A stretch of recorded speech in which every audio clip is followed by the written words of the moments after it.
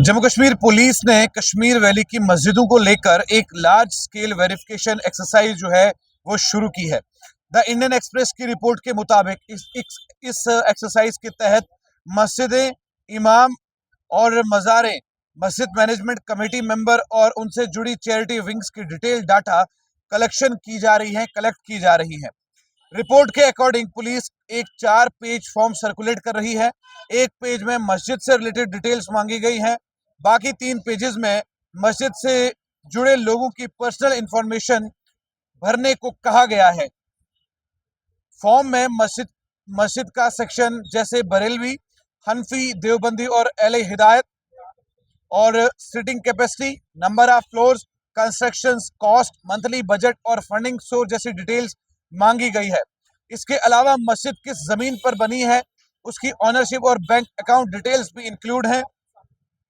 सबसे ज्यादा चिंता का सबब ये है कि मस्जिद से जुड़े लोग जैसे इमाम, मुअज्जिन, खिताब, मैनेजमेंट कमेटी मेंबर और बैतुल माल के मेंबर से एक्सटेंसिव पर्सनल डिटेल्स मांगी जा रही है।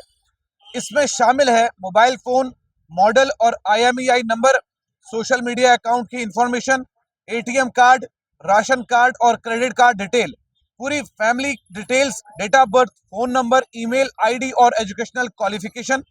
रिपोर्ट के मुताबिक ये पहली बार है जब कश्मीर वैली में इतने बड़े स्केल पर मस्जिद और उनसे जुड़े लोगों का इतना डिटेल डाटा पुलिस के जरिए कलेक्ट किया जा रहा है। अब आप ये सवाल यहाँ पर एक उठता है कि जिस तरीके की डिटेल मांगी गई है उस तरीके से ऐसा लगता है कि देखने का नजरिया ही कुछ और है। हालांकि अगर ये डिटेल्स जाएंगी भी तो उसमें कोई बड़ी बात नहीं है।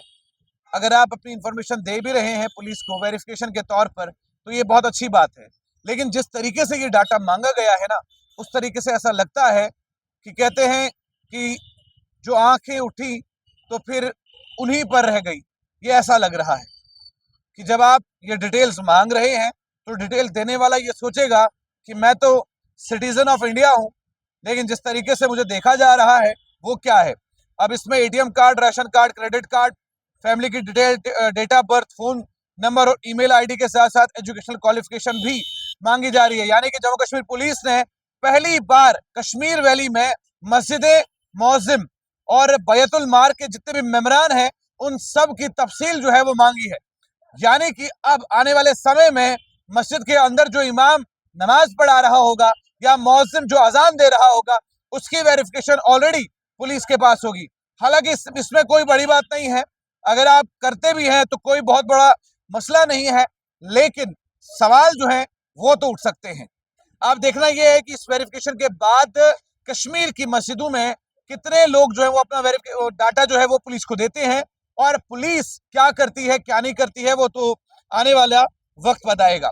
फिलहाल ये खबर जो है ये कश्मीर से थी। देखते रहिए चैनल 1, आगे वक्त आपके साथ जम्मू से।